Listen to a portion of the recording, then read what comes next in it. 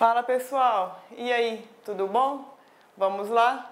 Vamos à sequência ao nosso estudo do Estatuto da Criança e do Adolescente. Lembrando pessoal que esse é o último encontro que nós vamos ter com relação à parte civil, a parte civil do Estatuto da Criança e do Adolescente. No último encontro, que vai ser o encontro 5, nós vamos estudar apenas a parte de crimes do Estatuto da Criança e do Adolescente, tá? Então hoje nós vamos fechar o bloco, que se vinculam aos principais aspectos do Estatuto da Criança e do Adolescente. Então, pessoal, na aula passada nós iniciamos o estudo, da parte procedimental, do Estatuto da Criança e do Adolescente, e hoje nós vamos dar sequência e vamos iniciar, meus queridos, o estudo partindo do procedimento da apreensão em flagrante do adolescente. Então, só para que a gente consiga recapitular,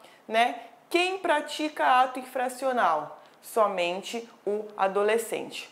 O adolescente, ele vai receber como sanção, ele vai receber como reprimenda uma medida socioeducativa que na aula de hoje nós vamos desmembrar e estudar quais são elas. Criança, ela não pratica ato infracional, passível de receber a sanção de medida socioeducativa. Criança, quando pratica ato infracional análogo à infração penal, ela vai receber apenas uma medida protetiva. Então veja que muitas vezes o adolescente, ele é surpreendido em flagrante durante o contexto daquela infração penal que ele esteja praticando e que ela é análoga a um crime lá, do Código Penal ou das outras legislações penais especiais. Então, suponhamos, e isso é muito comum na prática, que o adolescente ele esteja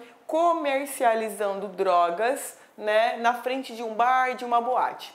Então, esse adolescente, ele é surpreendido por policiais que estão realizando uma ronda ostensiva naquela localidade e ele é apreendido em flagrante. Então veja, pessoal, que nós não podemos utilizar aquela nomenclatura do Código de Processo Penal, que é prisão em flagrante. Adolescente, ele não é preso em flagrante. Adolescente é apreendido em flagrante. Então veja que quando ocorre essa apreensão em flagrante, o adolescente ele é conduzido até a delegacia de polícia. E aí nós temos, escalonados quais são as medidas que serão adotadas partindo, do momento em que esse adolescente chega até a delegacia de polícia. Primeiro detalhe: se o adolescente ele é apreendido em flagrante sozinho e se na localidade existe uma delegacia especializada da criança e do adolescente, esse adolescente obrigatoriamente deverá ser encaminhado para essa delegacia especializada. Segundo ponto: se porventura esse adolescente estiver praticando, vamos pegar lá nosso crime de tráfico, um crime de tráfico em coautoria com uma pessoa maior, uma pessoa adulta, ainda assim, ambos, tanto o adolescente apreendido em flagrante quanto o adulto, este sim, preso em flagrante, serão deslocados para a delegacia especializada da criança e do adolescente. Depois da chegada, depois da entrega desse adolescente, é que esse coautor, ele será recambiado para outra delegacia, provavelmente uma delegacia especializada de entorpecentes. Veja que o Estatuto da Criança e do Adolescente, ele tenta de todas as formas evitar que o adolescente entre em contato com criminosos de alta periculosidade ou que ele frequente delegacias de polícia que existem outros criminosos. Agora, se, por exemplo, na localidade a gente não tiver delegacia especializada da criança e do adolescente, o que vai acontecer? Nesse caso, o adolescente apreendido em flagrante, ele vai ter que ser apresentado na delegacia que existe. Naquela delegacia, o que vai acontecer? o delegado de polícia, ele vai deixar o adolescente em outra localidade, preferencialmente que não seja em outra cela, ok? Que ele fique em uma sala, que ele fique em um espaço reservado, longe do contato dos demais presos, que são maiores de idade, né? E longe do cárcere, que é a parte da prisão. Então, não pode o delegado, por exemplo, até o momento em que chega a hora de liberação desse adolescente, deixar esse adolescente em uma sala vizinha com um adulto. Então, o delegado ele vai segregar o adolescente para que ele aguarde lá em uma localidade separada. Então veja que, né, eu criei um esqueminha sobre os regramentos dessa apreensão em flagrante, como que ela vai funcionar. Então veja, estando o adolescente em uma situação flagracional, com relação à prática de determinada infração penal, que é análoga a um crime, né, o que vai acontecer então? Vai haver o encaminhamento, primeira coisa, desse adolescente para a delegacia especializada, ainda que esse adolescente esteja em companhia de outro adulto. Depois, se, né, o ato infracional análogo à infração penal tiver sido praticado, pessoal, mediante o emprego de violência ou grave ameaça à pessoa, aí sim o delegado ele vai lavrar o auto de apreensão. Veja que quando se cuida de uma pessoa adulta que é presa em flagrante, em que na verdade ela é surpreendida em flagrante, ela é conduzida coercitivamente até a delegacia de polícia, lá o delegado, quando se trata de um adulto, ele vai lavrar o auto de prisão em flagrante. Quando se cuida de adolescente que tenha praticado crime mediante emprego de violência ou grave ameaça, o delegado ele vai lavrar um auto de apreensão, tá? Então veja, houve a lavratura, né? Houve um ato infracional com violência ou grave ameaça, auto de apreensão. Agora, houve ato infracional sem o emprego de violência ou grave ameaça. Então, por exemplo, tráfico de drogas, em que pese, né, a gravidade do crime, ele é um crime que não se pratica com violência ou grave ameaça. Então, no meu exemplo do tráfico, suponhamos que o adolescente ele foi apreendido em flagrante, foi levado à delegacia de polícia. Então, o delegado, o que ele vai fazer? Ele vai lavrar um boletim de ocorrência circunstanciado, que se chama BOC, ok? Para, na sequência, liberar esse adolescente. Então, veja que a regra, né, dentro do procedimento é a liberação do adolescente. Então, embora ele tenha sido apreendido em flagrante, embora ele seja encaminhado para o delegado de polícia, se o delegado ele constata que aquele ato infracional, aquele ato infracional análogo a um crime, por exemplo, ele vai, se não tiver sido empregada violência ou grave ameaça, vai lavrar o boletim de ocorrência circunstanciado. Lavrou o BOC, em regra, vamos liberar esse adolescente. Claro que o adolescente ele não vai ser liberado sozinho. Então, ele sendo apreendido, após a lavratura do boletim de ocorrência circunstanciado, que é o BOC, esse adolescente ele vai ser entregue para os pais ou responsável, que daqui a pouquinho a gente vai ver quando acontece. Então, veja que, em regra, nós temos a liberação do adolescente. O delegado de polícia, ele não vai poder arbitrar fiança, não existe dentro do contexto do Estatuto da Criança e do Adolescente. Quando se cuida de ato infracional, de fiança, não existe o condicionamento à liberação desse adolescente mediante fiança. E veja que ele só vai ser liberado após a assinatura desse termo de liberação, que naturalmente não é efetuado pelo adolescente. Ou os pais, né, ou o responsável é quem irão assinar esse termo. Agora, quando nós temos a exceção, pessoal, quando o ato infracional ele é grave, quando houver repercussão social, quando for necessária a garantia da segurança pessoal do adolescente, aqui tem o S, me desculpem, ou quando também for necessário para a manutenção da ordem pública. Então, nessa hipótese, nesse crime, aliás, nesse ato infracional, análogo à infração penal, que tenha preenchido todas essas circunstâncias, o delegado, ele não vai liberar esse adolescente. Então, o que o delegado ele vai fazer? Vai deixar o adolescente preso lá? Claro que não, né? Provavelmente o delegado ele vai requerer uma internação provisória, que a gente daqui a pouco, quando for estudar as espécies de medidas socioeducativas, vamos estudar sobre ela. Mas só para que vocês saibam, ele será encaminhado para uma entidade de atendimento com relação às internações e lá ele ficará internado provisoriamente, tá? Mas veja que isso aqui é exceção da exceção. A regra no ECA sempre é: praticou o ato infracional,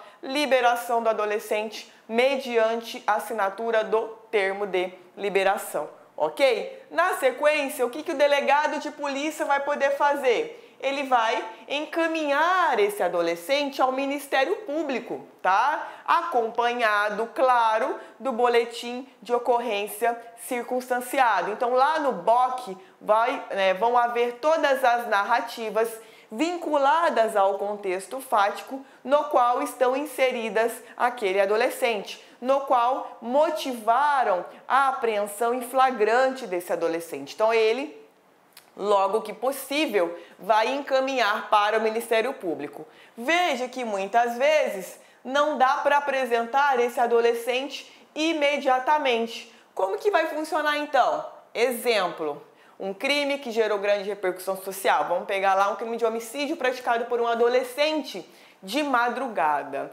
Então, provavelmente pode ser que não se consiga encontrar o promotor de justiça plantonista naquela oportunidade. O que o delegado ele vai poder fazer? Ele vai encaminhar esse adolescente a uma entidade de atendimento que vai apresentar esse adolescente no prazo de até 24 horas. Então, o delegado, claro, o delegado tem que voltar para a delegacia, né? O delegado ele não pode custodiar esse adolescente. Então, ele vai entregar esse adolescente para essa entidade de atendimento e logo em seguida, dentro do prazo de até 24 horas, esse adolescente deverá ser conduzido à presença do promotor de justiça, tá? Agora, e se na localidade, professora, não tiver entidade de atendimento? Como que vai funcionar? Aí sobrou para o delegado de polícia. Então, o próprio delegado ele vai ter que se encarregar dessa apresentação posterior do adolescente no prazo de 24 horas. Onde que esse adolescente vai ficar enquanto isso? Na delegacia especializada. Ou, não tendo delegacia especializada, na delegacia comum que efetuou a apreensão em flagrante, né, que formalizou essa apreensão em flagrante do adolescente, mas claro que em um local separado, um local, uma sala, que não é cela, longe do contato com os demais presos. Tudo bem? Então veja, né? Apresentou esse adolescente, seja pela entidade de atendimento, seja pelo delegado de polícia, ao Ministério Público, o que vai acontecer? A gente tem a fase da oitiva informal pelo Ministério Público. Então veja, dentro da oitiva informal, nós temos a primeira hipótese, quando não há apresentação espontânea. Então veja, no caso da apreensão em flagrante do adolescente, nós já sabemos o quê?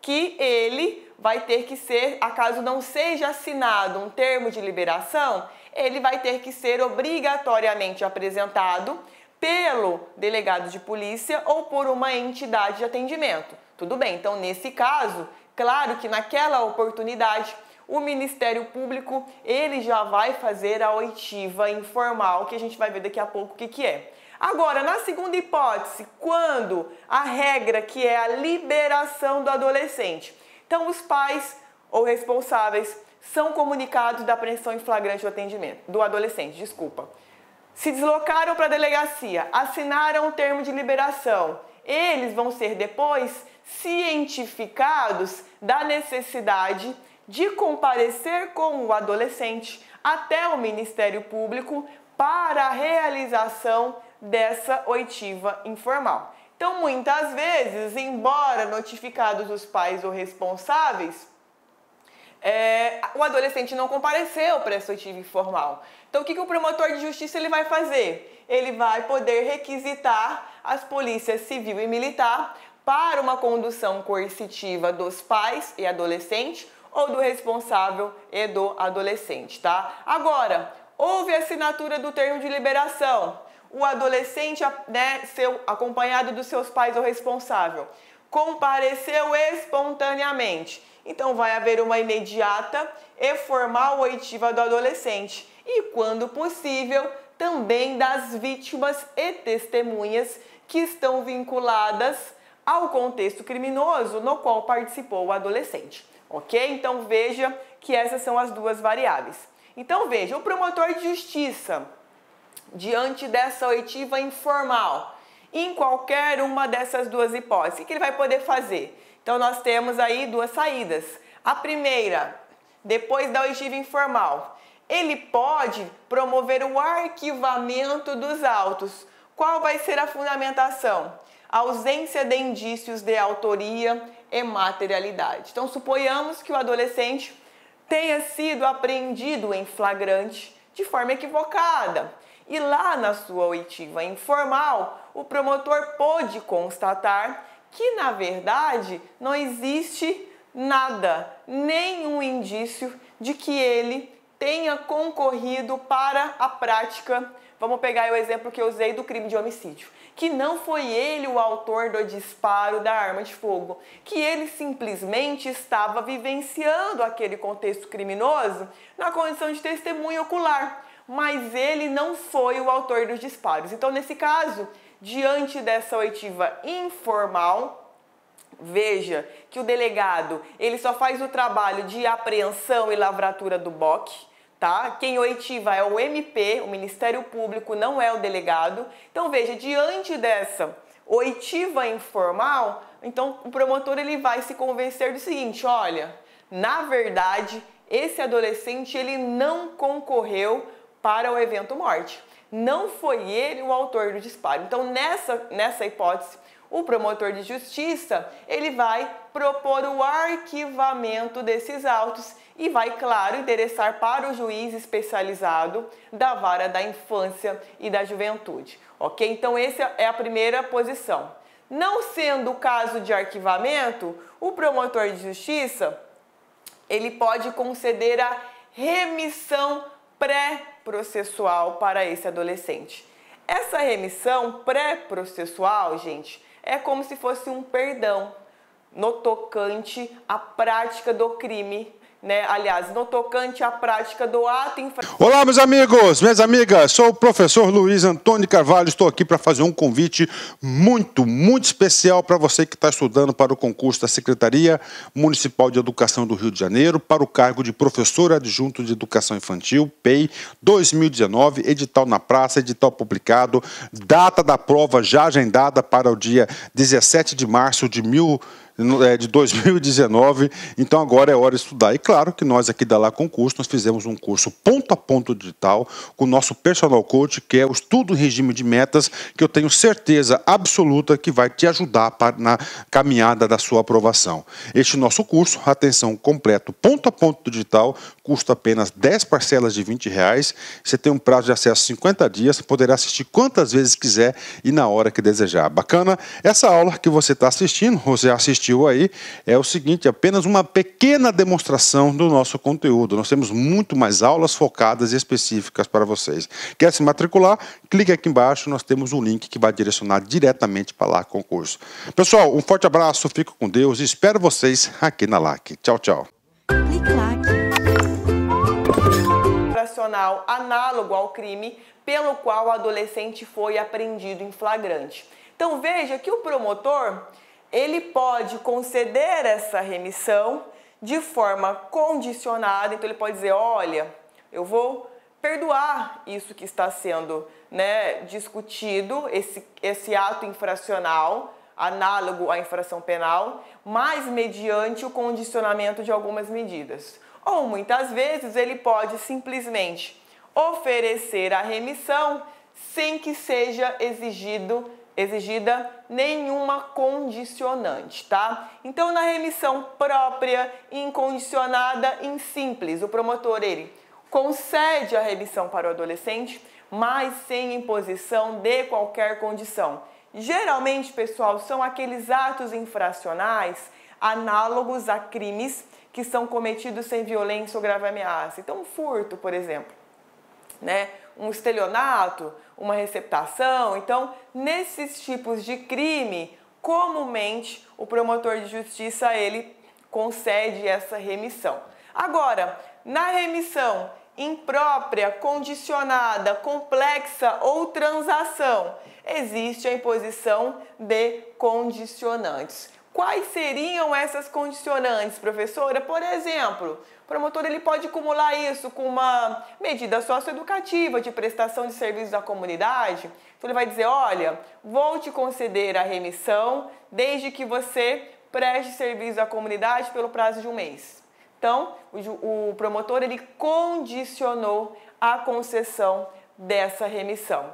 Tudo bem, pessoal? Então veja que toda essa parte que nós discutimos, ela se vincula em especial para esses artigos aqui que não caem em concurso, simplesmente despencam em concurso. Então, olha lá, comparecendo qualquer dos pais ou responsável, o adolescente será prontamente liberado pelo delegado de polícia, sob termo de compromisso e responsabilidade de sua apresentação ao representante do Ministério Público no mesmo dia, ou sendo impossível, no primeiro dia útil imediato, exceto quando, pela gravidade do ato infracional e sua repercussão social, deva o adolescente permanecer sob internação para a garantia de sua segurança pessoal ou manutenção da ordem pública. Veja que essa internação aqui é o que nós chamamos de internação provisória. Por que provisória? Porque, poxa, não foi aplicada ainda nenhuma medida socioeducativa para esse adolescente. Então, ele deverá permanecer internado provisoriamente, ok? O Estatuto da Criança e do Adolescente estabelece o prazo de 45 dias para internação provisória. É o prazo máximo, ok? Decorridos esse prazo, sem que se finalizasse com a aplicação de uma medida socioeducativa para esse adolescente, obrigatoriamente ele deverá ser liberado, ok? Então, o prazo máximo para a internação provisória é de 45 dias, ok? Então, a internação a qual alude esse artigo 174 é justamente a internação provisória, tá? Depois, o 175. Em caso de não liberação, a autoridade policial encaminhará desde logo o adolescente ao representante do Ministério Público, juntamente com cópia do auto de apreensão ou do BOC. Então, lembra quando não vai haver a liberação, que é a exceção? Crime com repercussão social, que ocasione risco, prejuízo para o adolescente, que seja uma ofensa à ordem pública, então mediante aqueles requisitos que nós vimos no slide anterior. Sendo impossível a apresentação imediata, o delegado de polícia encaminhará o adolescente à entidade de atendimento, que fará a apresentação ao representante do Ministério Público no prazo de 24 horas. Então, foram aquelas variáveis que nós estudamos. Nas localidades em que não houver entidade de atendimento, a apresentação far-se-á pela autoridade policial. A falta de repartição policial, o adolescente tem que ficar onde, gente? Na delegacia, não tem lugar para ele ficar. Em dependência separada da destinada a maiores, não podendo, em qualquer hipótese, exceder o prazo referido no parágrafo anterior, tá? Que são as 24 horas. Beleza? Depois, sendo adolescente liberado, o delegado de polícia encaminhará imediatamente ao representante do Ministério Público cópia do auto de apreensão ou do BOC, Boletim de Ocorrência Circunstanciado, ok? Na sequência, depois de apresentado o adolescente, o promotor de justiça, ou seja, representante do MP, no mesmo dia e à vista do auto de apreensão, do BOC ou do relatório policial, devidamente autuados pelo cartório judicial e com informação sobre os antecedentes do adolescente, procederá imediata e informalmente à sua oitiva e, em sendo possível, seus pais, representante legal, vítima e testemunhas.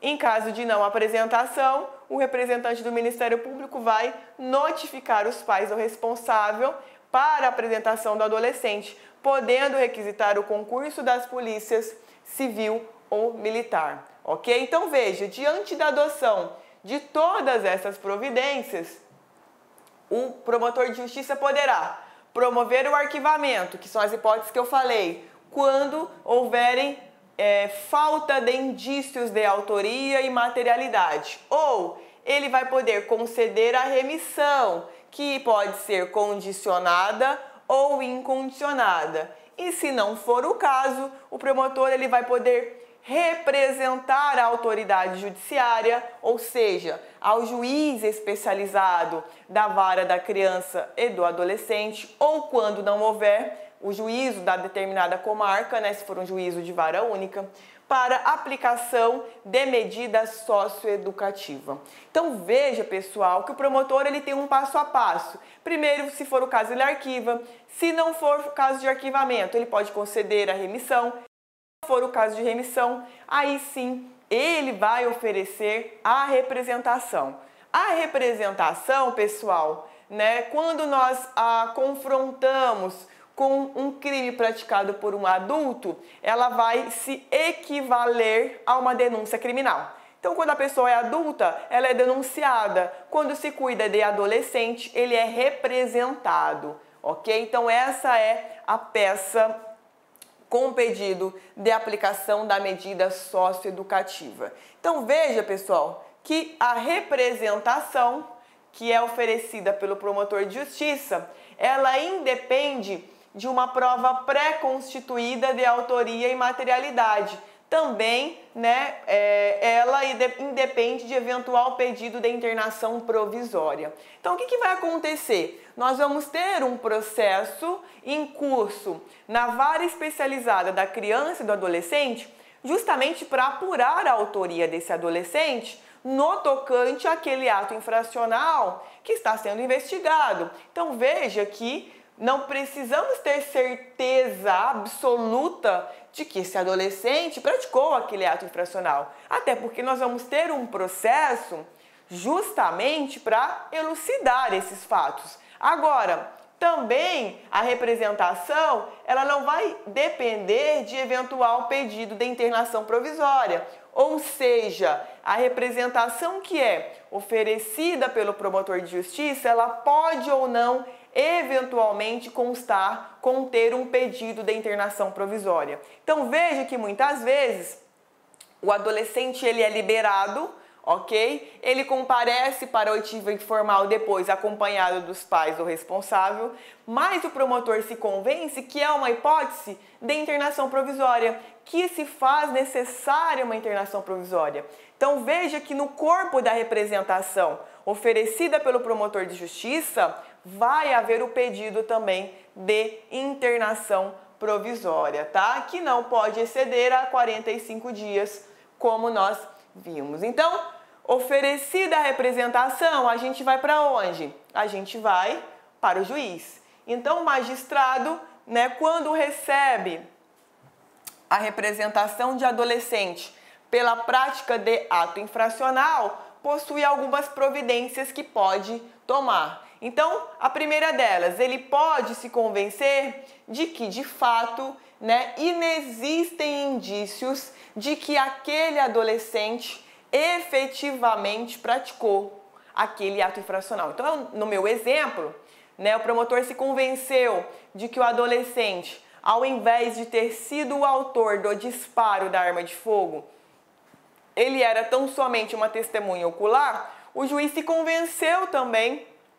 com base nos argumentos do promotor e com base naquilo que estava constando ou no termo de apreensão ou no boletim de ocorrência circunstanciado. Então, o juiz ele vai acolher o pedido de arquivamento que foi, confeccionado pelo promotor.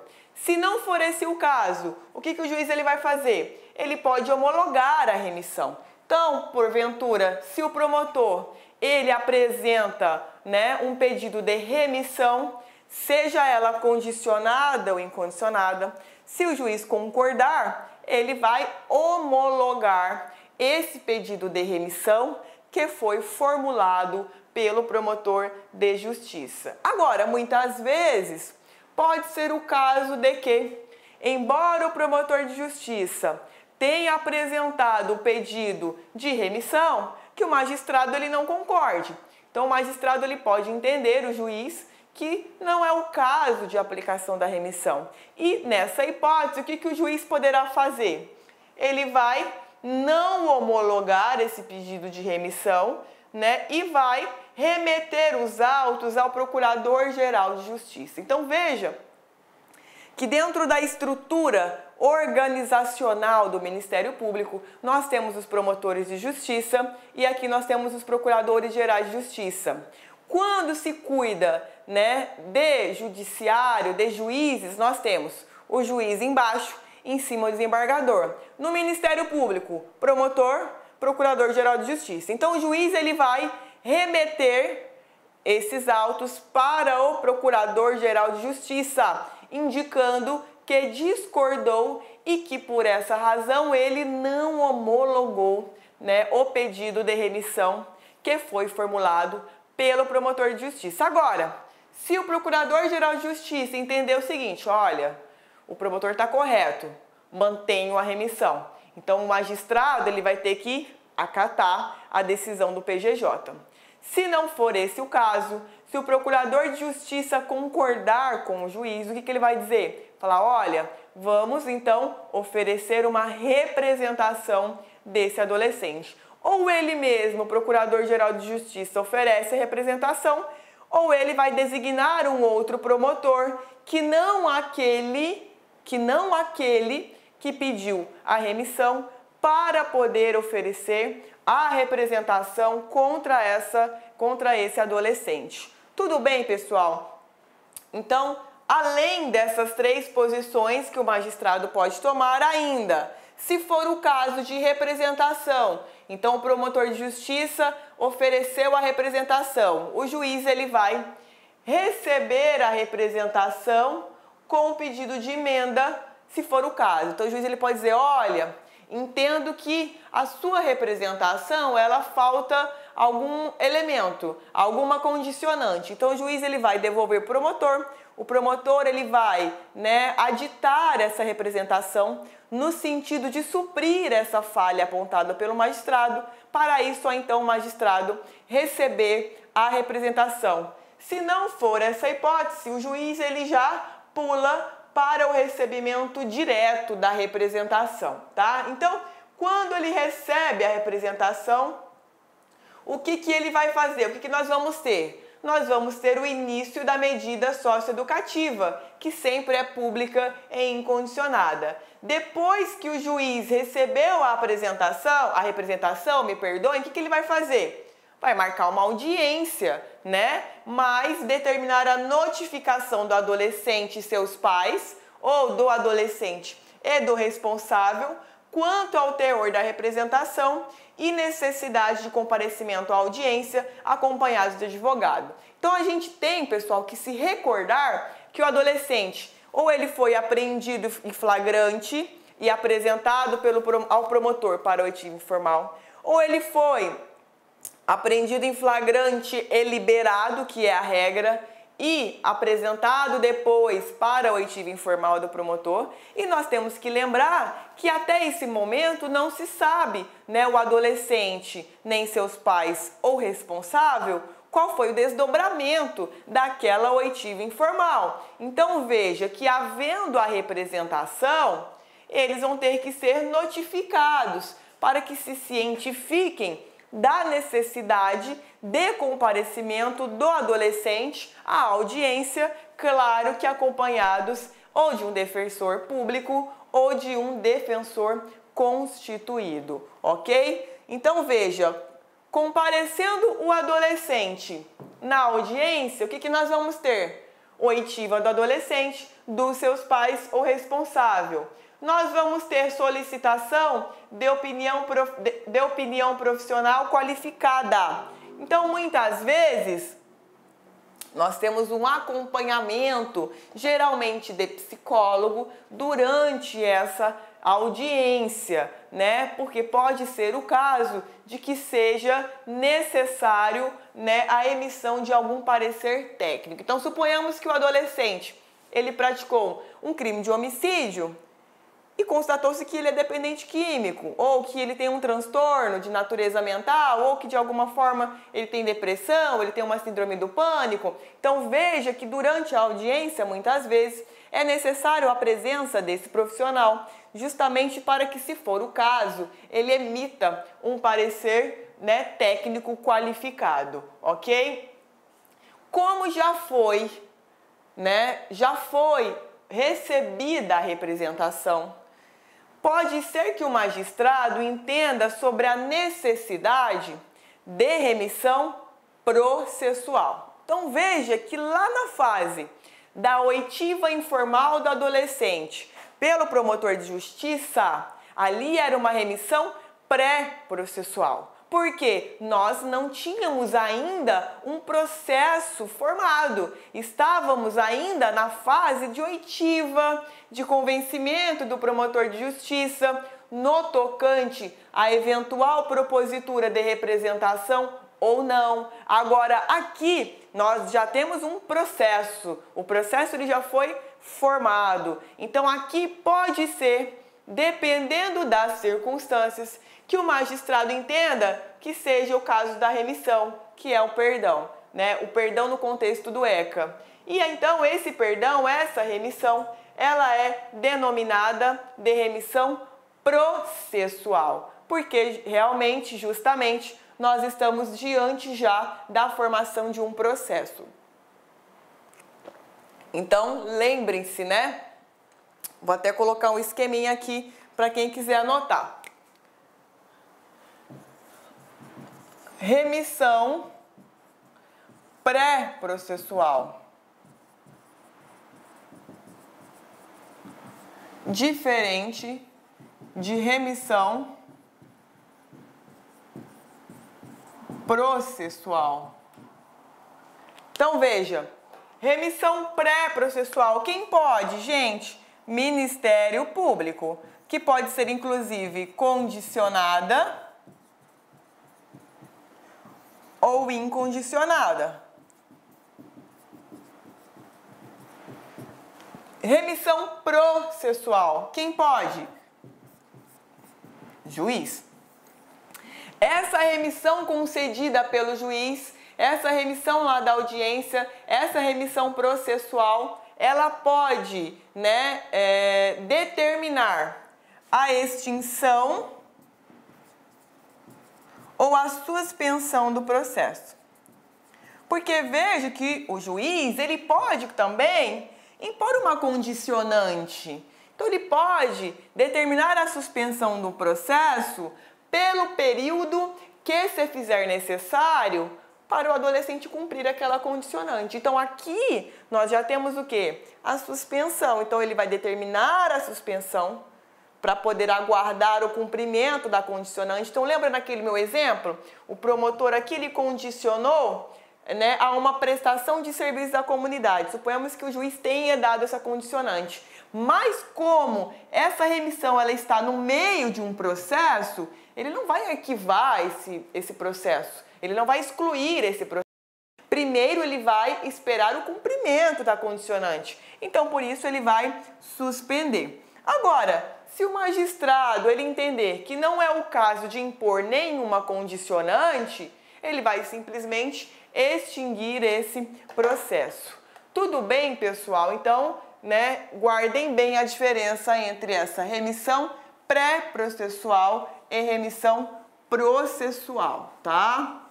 Olá, meus amigos, minhas amigas, sou o professor Luiz Antônio Carvalho, estou aqui para fazer um convite muito especial para você que está estudando para o concurso da Secretaria Municipal de Educação do Rio de Janeiro, para o cargo de professor adjunto de Educação Infantil, PEI 2019, edital na praça, edital publicado, data da prova já agendada para o dia 17 de março de 2019, então agora é hora de estudar. E claro que nós aqui da Lá Concurso, nós fizemos um curso ponto a ponto digital com o nosso personal coach, que é o estudo em regime de metas, que eu tenho certeza absoluta que vai te ajudar na caminhada da sua aprovação. Este nosso curso, atenção, completo, ponto a ponto digital, custa apenas 10 parcelas de R$20. Você tem um prazo de acesso 50 dias, poderá assistir quantas vezes quiser e na hora que desejar. Bacana? Essa aula que você está assistindo, você assistiu aí, é o seguinte, apenas uma pequena demonstração do nosso conteúdo. Nós temos muito mais aulas focadas e específicas para vocês. Quer se matricular? Clique aqui embaixo, nós temos um link que vai direcionar diretamente para Lá Concurso. Pessoal, um forte abraço, fico com Deus e espero vocês aqui na LAC. Tchau, tchau. Então, olha lá, voltando aqui na tela, suspensão ou extinção do processo. Depois, não sendo esse o caso, nós vamos ter abertura de vista para o advogado para que ele apresente defesa prévia e rol de testemunhas que ele quer arrolar para realizar a defesa desse adolescente. Desculpa. Na sequência, então, depois, nós temos uma audiência de continuação. Então, nós temos uma audiência inicial, em que pode ser ou não o caso de concessão de remissão, não sendo esse o caso, uma abertura para uma audiência de continuação. E aí lá nós teremos a oitiva das testemunhas que foram arroladas, ok, pelo promotor de justiça. Depois nós temos também um cumprimento de diligências requeridas, a oitiva de testemunhas arroladas pelo adolescente, pela defesa do adolescente, juntada de do relatório da equipe multidisciplinar, se houver sido determinado isso pelo juiz, na primeira audiência, se for o caso, nós vamos ter esse relatório. Nós temos abertura de tempo para a fala do Ministério Público, depois abertura de tempo para a fala do advogado e aí, de acordo com o Estatuto da Criança e do Adolescente, nessa mesma audiência de continuação, seria o momento oportuno para que o magistrado prolatasse a sentença. Se não for esse o caso, ele vai ter que proferir essa sentença no prazo máximo de 5 dias, ok? Essa sentença, o que ela vai ter de bojo? Qual vai ser a finalidade dessa sentença?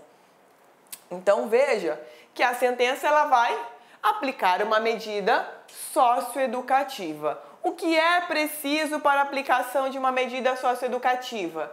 Prova da materialidade mais prova de autoria, tá? Aqui, pessoal, tem uma exceção que é para a medida socioeducativa que se chama advertência. Então veja que na advertência basta apenas indícios de autoria. Então veja que para aplicação da medida socioeducativa denominada de advertência, basta indícios de autoria, que não é a mesma coisa que prova. Então suponhamos que durante o curso desse processo restou evidenciado apenas suspeitas com relação à autoria do adolescente no ato infracional que está sendo investigado. Nesse caso, o juiz vai poder proferir uma sentença aplicando a medida socioeducativa de advertência. Agora, veja, qualquer outra aplicação de medida socioeducativa, eu preciso de prova, eu preciso ter certeza quanto à autoria. Agora, a advertência, daqui a pouco a gente vai ver, ela é uma chamada de atenção mais pesada, um puxãozinho de orelha. Então, para esse puxãozinho de orelha, o magistrado, basta que o magistrado tenha indícios de autoria e materialidade no tocante à participação desse adolescente, tá? Agora, né, pode ser que aconteça o seguinte: o juiz, ele não vai aplicar medida socioeducativa e vai determinar a liberação desse adolescente. Quais são as hipóteses? Quando restar provada a inexistência do fato, ou seja, comprovou-se que em verdade nada aconteceu naquele contexto. Ou seja, que tudo aquilo que foi vivenciado não era um fato, não era um crime, ou não era um ato infracional análogo a um crime. Agora, a segunda hipótese, quando não houver prova da existência do fato, né? Então, uma coisa é eu provar, aqui está emendado, né? Me perdoem. Uma coisa é eu provar que o fato não existiu. Outra coisa é o processo não ter sido capaz de demonstrar a ocorrência do fato. Ou seja, tudo aquilo que foi produzido no tocante às provas não foram suficientes para demonstrar que de fato, né, aquilo ocorreu, aquele ato infracional tenha porventura se consumado. Agora, as outras hipóteses também: não constituir o fato infração, não existir prova de ter o adolescente concorrido para o ato infracional.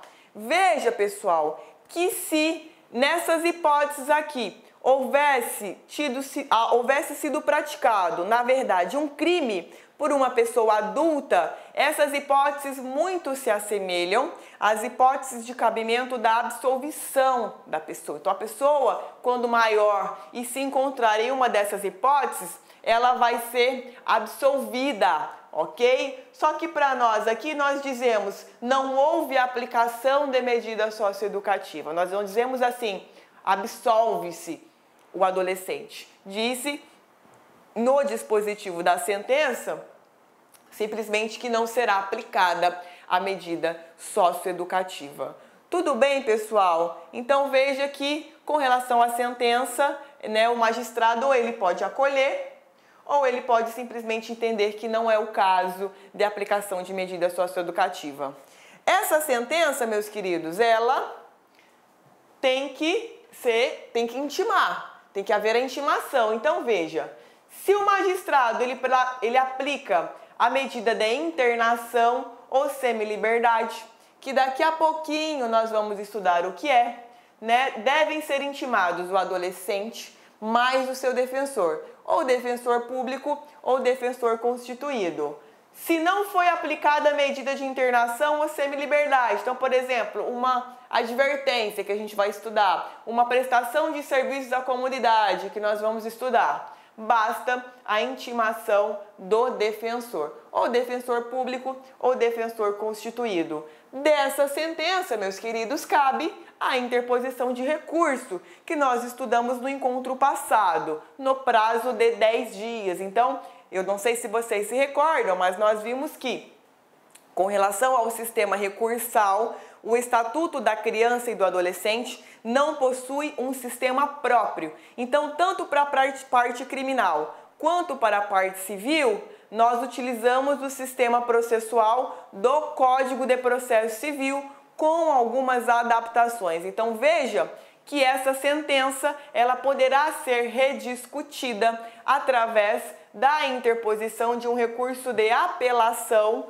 no prazo de 10 dias. Então, veja que no CPC normal, no Código de Processo Civil normal, o prazo são 15 dias, mas aqui para nós, no ECA, o prazo são 10 dias. Né? Então, houve uma adaptação para a sistemática do Estatuto da Criança e do Adolescente. Tudo bem, pessoal? Então, com relação ao procedimento da apreensão em flagrante do adolescente, era isso que a gente tinha, a gente já matou todos os pontos mais importantes, tá? Agora, vamos desmembrar as medidas socioeducativas. Então, olha lá, quais são elas, né? E o que elas são? São aquelas impostas somente aos adolescentes pela prática de ato infracional. Então, veja que no início da aula eu falei para vocês que criança, ela só recebe medida protetiva, jamais medida socioeducativa. E veja que o rol de medidas socioeducativas que são trazidas pelo Estatuto da Criança e do Adolescente é um rol taxativo e todas essas medidas socioeducativas possuem um caráter pedagógico, ou seja, tentar reinserir o adolescente em um convívio social, em uma convivência comunitária e harmônica. Então, todas as medidas elas possuem esse caráter. Tudo bem? Quais são os critérios, então, que o juiz ele vai utilizar para poder aplicar a medida socioeducativa? Capacidade que o adolescente tem de cumprir essa medida socioeducativa. Então, por exemplo, se é um adolescente que vai receber uma medida socioeducativa de prestação de serviços à comunidade, mas o local, a entidade em que ele pode prestar esse serviço fica a 100 km de distância, porque é uma cidade muito pequena, inviabiliza. Esse adolescente ele não vai ter capacidade de poder cumprir com essa medida socioeducativa. Então, o magistrado, no momento da aplicação, ele vai ter que observar esses detalhes. Então, olha lá, capacidade de cumpri-la, as circunstâncias em que deverão ser cumpridas essa medida socioeducativa, qual foi a gravidade da infração para tentar encontrar um equilíbrio entre a medida socioeducativa e o ato infracional que foi praticado. Então veja que essas são as diretrizes base que deverão ser observadas, tá? Quais são os requisitos para a aplicação da medida socioeducativa? Ou seja, para fundamentação dessa sentença, preciso de prova de autoria, prova de materialidade, com aquela exceção que eu falei, que é a advertência. Tudo bem, pessoal? Então veja que o rol das medidas socioeducativas é taxativo e tem um caráter pedagógico. A primeira dessas medidas socioeducativas, então a gente vai numa gradação das mais singelas até aquelas que limitam mais a liberdade de locomoção do adolescente, que é a internação. Então, a primeira medida que nós temos é a advertência. Então, no que consiste a advertência? A admoestação verbal, que será reduzida a termo. Atos infracionais leves normalmente acompanham a remissão. Então veja, se eu tenho uma remissão processual, o que vai acontecer? O juiz ele vai cumular essa remissão mediante a condicionante da advertência. O que é essa advertência? Gente, o que acontece na advertência? Vocês até me desculpem o linguajar, mas é uma comida de rabo desse adolescente, é um puxão de orelha, Então, me recordo que eu fui uma vez houve audiência, o juiz ele já prolatou a sentença na hora, e aí ele falou assim, pro adolescente, Me recordo muito bem dessa advertência. Ele disse, pô, você, fulano, já viu o bandido velho? Aí ele falou assim, não, nunca vi. Aí o juiz, pois é, porque bandido sempre morre.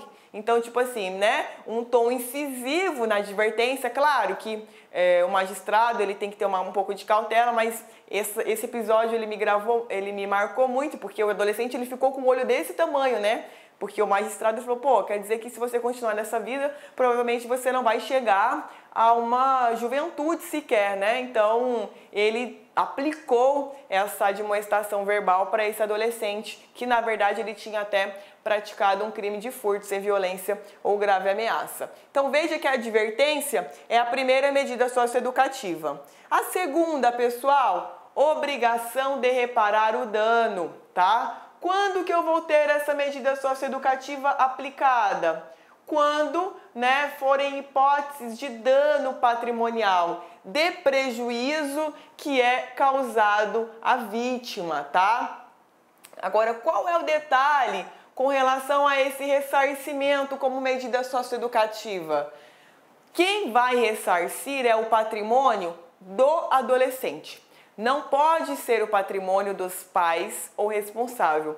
Porque veja que a medida socioeducativa, ela se vincula ao adolescente. Então, o patrimônio dos pais ou responsável não podem responder pela aplicação da medida socioeducativa.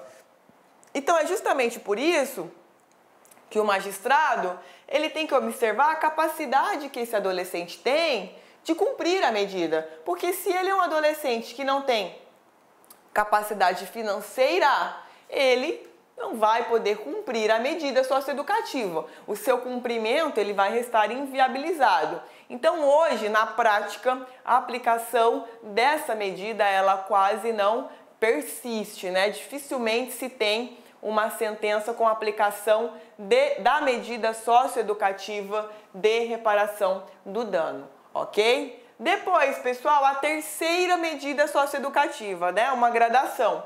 Prestação de serviços à comunidade. Então, veja que a prestação de serviços à comunidade, ela se dará de forma gratuita, né? De interesse geral. Às vezes, coisas vinculadas ao assistencialismo, então, asilo de pessoas idosas, creches, hospitais em alguns setores, então, qualquer serviço que seja de interesse geral. Qual é o prazo máximo de duração da medida socioeducativa de prestação de serviços à comunidade? Máxima, 6 meses, desculpa. Prazo máximo, serviços à comunidade, 6 meses. Qual é a jornada máxima que o adolescente deverá cumprir? Poderá cumprir 8 horas semanais, ok, pessoal? Semanais. Não são 8 horas diárias. Sempre colocam isso em prova justamente para pegar você, candidato, no momento de marcar a assertiva, tá? Então, são 8 horas por semana. Porque qual é a finalidade? É que esse adolescente ele não seja impedido de frequentar o ensino regular. Então, ele não pode ficar impedido de frequentar a escola porque está prestando serviços à comunidade. Né? Lembram? Caráter pedagógico da medida socioeducativa? Então, ela deve ser executada de forma a não impedir a frequência regular desse adolescente ao estabelecimento de ensino. E ela não pode exceder a 6 meses, não pode ser superior a 6 meses, ok? Depois da medida de prestação de serviços à comunidade, nós temos a liberdade assistida. Como que funciona a liberdade assistida, gente? Então, esse adolescente ele vai ser acompanhado por uma pessoa, por um orientador, que vai tentar auxiliar esse adolescente no dia a dia. Então, esse acompanhante, esse orientador, ele vai observar a frequência do adolescente na escola, frequência do adolescente em oficinas de estudo, em cursos técnicos, o aprendizado dele como funciona. Então, veja que o juiz ele vai designar através de uma entidade de atendimento. O juiz ele não vai escolher aleatoriamente, Joãozinho de tal vai ser o acompanhante. Não, existem as entidades de atendimento que são vinculadas com as varas da infância e da juventude. Então, os tribunais de justiça possuem esses programas de atendimento. Então, o magistrado ele vai escolher alguém dessa entidade de atendimento para orientar e acompanhar o adolescente no seu dia a dia. Qual é o prazo, pessoal? Aqui é diferente da prestação de serviços à comunidade. Aqui o prazo é mínimo de 6 meses, ok? Enquanto que na prestação de serviços à comunidade nós trabalhamos com um prazo máximo de 6 meses, aqui não, nós trabalhamos com um prazo mínimo de 6 meses, podendo a qualquer tempo ser prorrogada, revogada ou substituída por outra medida, ouvido o Ministério Público, o orientador e o defensor público ou defensor constituído. Aqui, prazo máximo, 3 anos, tá? Então, muitas vezes, essa medida de semi-liberdade, aliás, de liberdade assistida, me perdoem, ela não está surtindo efeitos. Então, essa medida socioeducativa, ela poderá ser substituída a qualquer tempo, tá? Desde que seja demonstrada a necessidade e depois de serem ouvidos o Ministério Público e o defensor. Tudo bem, pessoal? Então, com relação à liberdade assistida, os principais pontos eram esses, tá? Na sequência, então, aí sim nós temos o regime de semi-liberdade, que é a outra medida socioeducativa. Como que funciona? Privação de liberdade do adolescente. Então, aqui nós já temos uma restrição à liberdade de locomoção desse adolescente, tá? Então, a gente tem privação, me perdoem, não é provação, privação de liberdade, mais a realização de atividades externas independentes de autorização judicial. Então, veja que na semi-liberdade, ele tem a liberdade de locomoção dele restringida, mas sempre que se fizer necessário, ele pode realizar atividades externas de caráter pedagógico sem que seja obrigatória a decisão, autorização judicial, tá? Pode ser determinada desde o início da aplicação da medida socioeducativa ou como um meio de transição. Então, o adolescente, ele é internado, aí ele vem para o regime de semi-liberdade, aí ele vem para o regime de liberdade. Muitas vezes é isso que ocorre, tá? Agora, não comporta um prazo determinado, aplicando-se no que couber as disposições relativas à internação, que daqui a pouquinho a gente vai ver.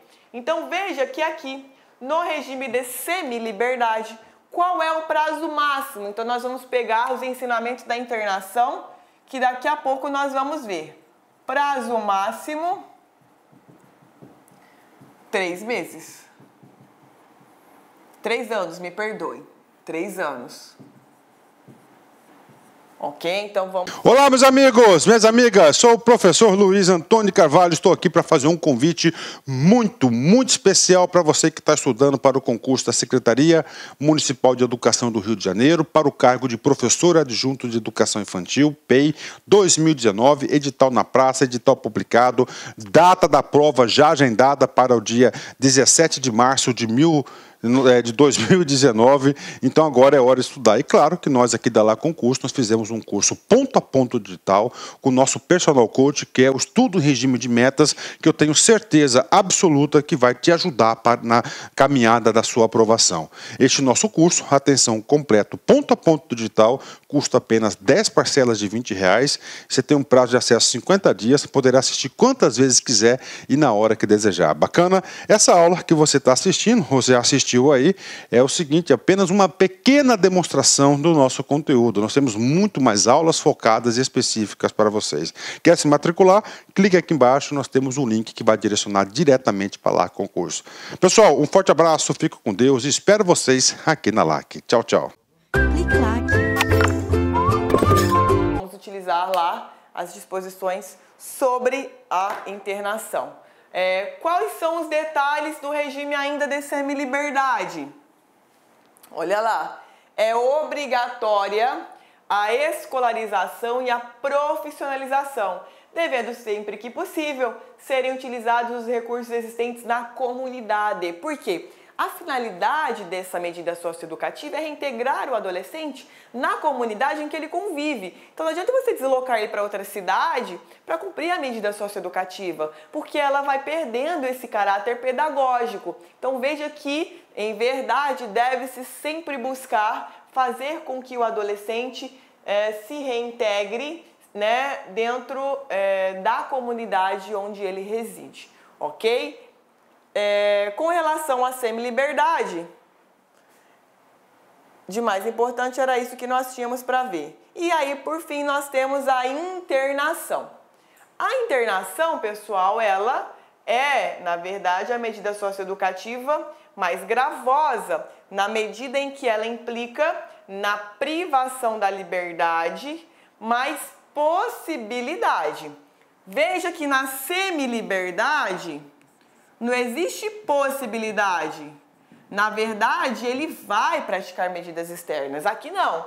pode ser que o adolescente internado realize atividades externas, a critério da equipe técnica da entidade. Então, veja que a entidade vinculada ao programa de atendimento é quem vai analisar a viabilidade, sendo que na semi-liberdade nós temos aqui a possibilidade, não, sempre vai haver a realização de atividades externas, sempre, não é uma possibilidade, é uma obrigatoriedade. Então, o adolescente sim vai realizar atividades externas. Aqui pode ser que ele realize atividades externas.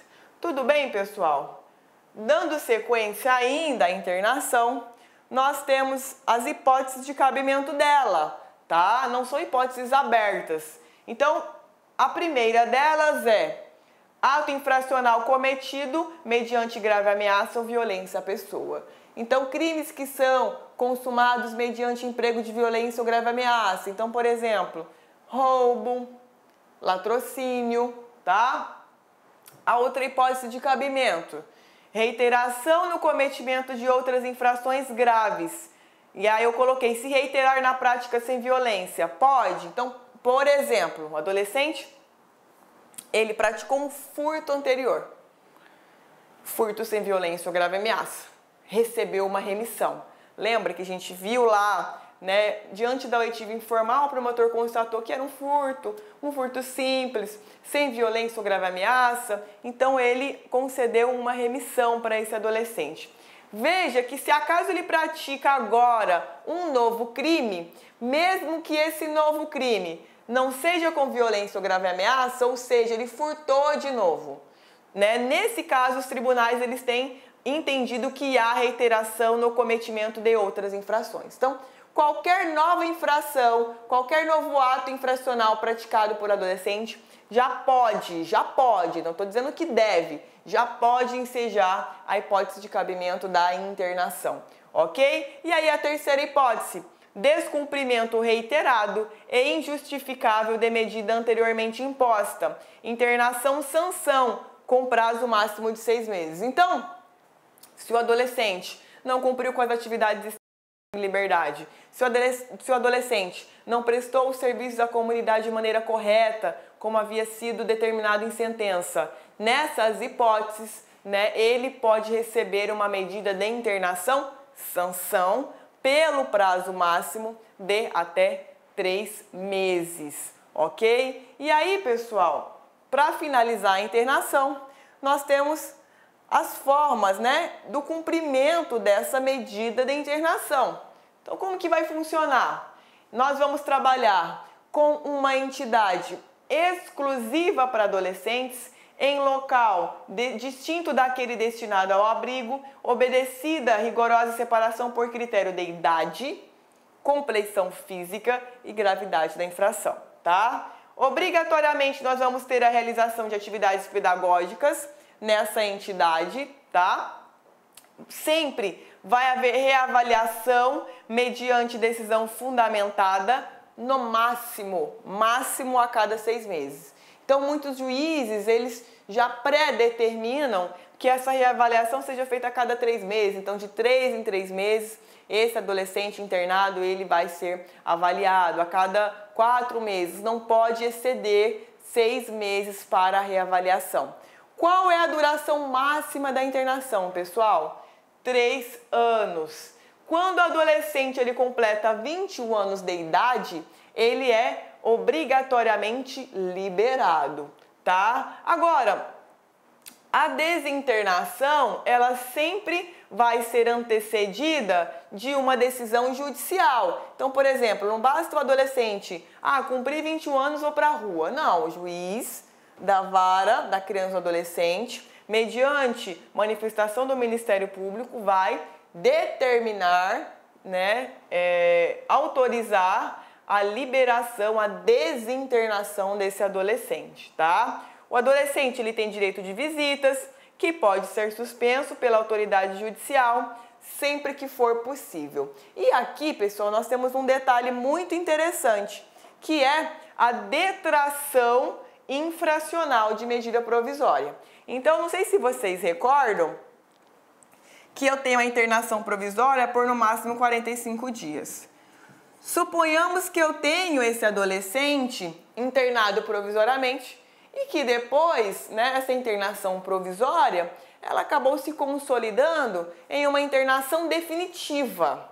Então, nesse caso, o que vai acontecer? Nós vamos abater do tempo que ele tem esses 45 dias, que é o que nós chamamos de detração infracional, tá, da medida provisória. Tudo bem, pessoal?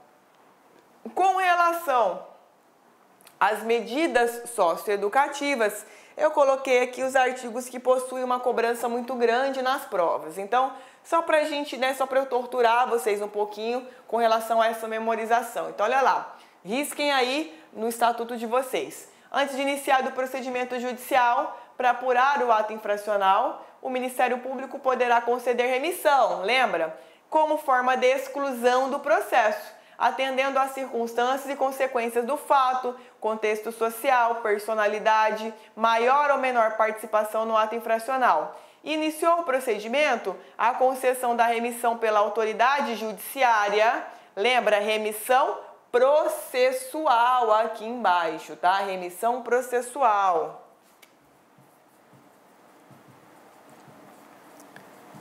Remissão processual. Então, olha lá. A concessão da remissão processual importará na suspensão ou na extinção do processo, tá? Na sequência, a remissão não implica no reconhecimento ou comprovação da responsabilidade, nem prevalece para efeito de antecedentes, podendo incluir eventualmente a aplicação de qualquer das medidas previstas em lei, exceto a colocação em regime de semiliberdade ou internação. A medida aplicada por força da remissão poderá ser revista judicialmente a qualquer tempo, mediante pedido expresso do adolescente ou de seu representante legal ou do Ministério Público, ok? Então, esses são os principais artigos com relação às medidas socioeducativas que vocês vão ter que riscar aí no material, no código de vocês. Tudo bem, pessoal? Só para finalizar, com relação à execução das medidas socioeducativas. Como que vai funcionar, então, para o adolescente iniciar o cumprimento dessa medida socioeducativa?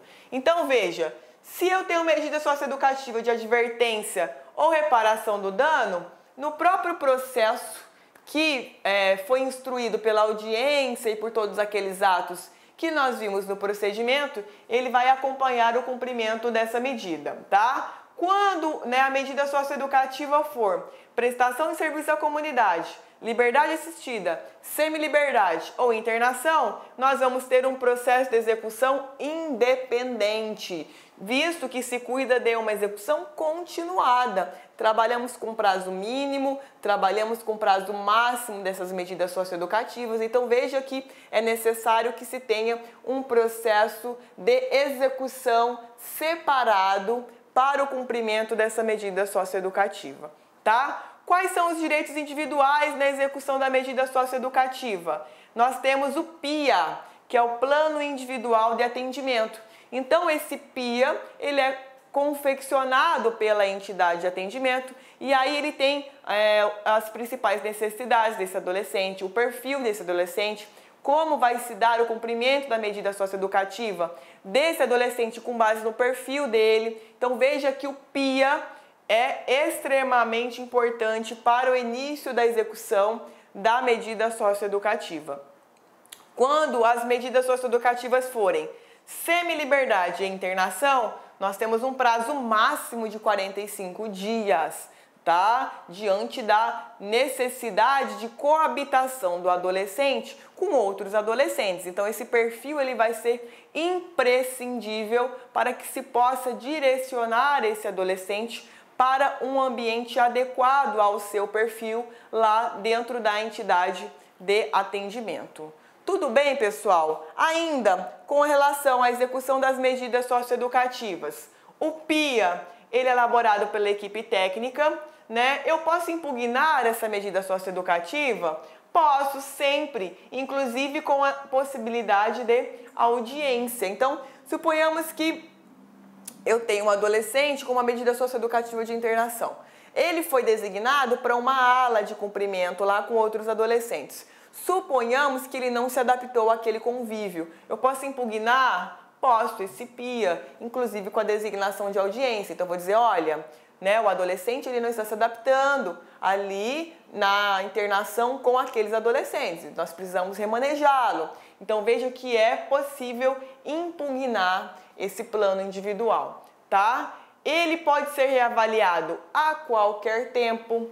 A gravidade, os antecedentes e tempo de medida não vão impedir a substituição de medida menos severa. Nós já vimos, né, a qualquer tempo, se na semiliberdade ela não se mostrar suficiente, nós podemos trocá-la, pode haver uma substituição, tá? A substituição, no entanto, meus queridos, para a medida mais severa, mais gravosa, exige fundamentação em parecer técnico e audiência prévia. Então, se eu tenho um adolescente em uma semiliberdade e ele não está se adaptando ao cumprimento, ou ele não está cumprindo, lembra que isso é uma das hipóteses de cabimento de internação? Mas antes dessa internação, nós vamos precisar, de um parecer técnico e de uma audiência prévia, ok? Aqui, como é para uma medida menos severa, como é melhor, mais benéfico para o adolescente, não vai ser necessária essa audiência prévia e nem o parecer técnico. Agora, se é para uma medida socioeducativa mais severa, obrigatoriamente nós vamos precisar da realização do parecer técnico e também da audiência. Tudo bem, pessoal? Com relação à extinção da medida socioeducativa, então, quando ela vai se extinguir? Gente, com a morte do adolescente, quando ela cumpriu sua finalidade, ou quando, pessoal, houver aplicação de pena privativa de liberdade em regime fechado ou semiaberto, ainda que em execução provisória de pena. Então, por exemplo, suponhamos que o adolescente, ele tem 17 anos, e aí ele está numa semiliberdade. Então, né, ele tem a liberdade restringida, mas ele pode realizar tarefas externas. Suponhamos que ele tenha cometido, completou a maioridade. Melhor, vamos pegar um exemplo que acontece muito na prática. O adolescente ele está em internação já. Suponhamos que ele completou a maioridade. Nós sabemos que ele pode ficar até 21 anos. Então, lá ele tem 19 anos dentro da internação. Suponhamos que lá ele tenha praticado um crime, um roubo, um latrocínio, um homicídio, né, um estupro. E veja que, nesse caso, sobreveio uma condenação em desfavor desse adolescente, ao qual foi atribuído um regime semiaberto para o cumprimento de pena dele. Então, a sentença contra o crime lá de roubo, por exemplo, determinou o início de cumprimento de pena no semiaberto. Então, veja que ele está no meio de uma internação, mas ele cometeu um crime já tendo atingido a maioridade. Então, atingida a maioridade, o que vai acontecer? Se eu tenho já uma sentença que impôs uma pena, mesmo que ainda seja provisória, por que provisória? Porque ainda é passível de recurso, porque ainda ela pode ser discutida, mesmo nessa hipótese, ele vai ter obrigatoriamente a extinção do processo vinculado à internação, ok? Então, essas são as 3 hipóteses de extinção da medida socioeducativa. Tudo bem, pessoal? Então, veja, meus queridos, que com relação ao procedimento, com relação às medidas socioeducativas, tudo aquilo de mais importante que nós tínhamos para estudar, a gente viu hoje, ok? Não se preocupem que não tem como ser cobrado mais do que isso na prova de vocês, é impossível, tá? E aí nós vamos ter, então, o outro encontro, simplesmente para discutirmos, estudarmos sobre a parte dos crimes, né? Do Estatuto da Criança e do Adolescente. Desta feita, o adolescente e criança vão figurar como vítima desses crimes, né? Nós vamos estudar sobre o aspecto do sujeito passivo dos crimes, ou seja, aqueles que praticam os crimes contra criança e adolescente. Muito embora os adolescentes e crianças possam praticar esses atos infracionais, mas em regra né, nós temos mais pessoas adultas praticando esses crimes. Tudo bem, pessoal? Espero que vocês tenham gostado. Até a próxima. Olá, meus amigos, minhas amigas. Sou o professor Luiz Antônio Carvalho. Estou aqui para fazer um convite muito especial para você que está estudando para o concurso da Secretaria Municipal de Educação do Rio de Janeiro para o cargo de professor adjunto de Educação Infantil, PEI 2019, edital na praça, edital publicado, data da prova já agendada para o dia 17 de março de 2019, então agora é hora de estudar. E claro que nós aqui da Lá Concurso, nós fizemos um curso ponto a ponto digital com o nosso personal coach, que é o estudo em regime de metas, que eu tenho certeza absoluta que vai te ajudar na caminhada da sua aprovação. Este nosso curso, atenção, completo, ponto a ponto digital, custa apenas 10 parcelas de R$20. Você tem um prazo de acesso 50 dias, poderá assistir quantas vezes quiser e na hora que desejar. Bacana? Essa aula que você está assistindo, ou você assistiu aí, é o seguinte, apenas uma pequena demonstração do nosso conteúdo. Nós temos muito mais aulas focadas e específicas para vocês. Quer se matricular? Clique aqui embaixo, nós temos um link que vai direcionar diretamente para Lá Concurso. Pessoal, um forte abraço, fico com Deus e espero vocês aqui na LAC. Tchau, tchau.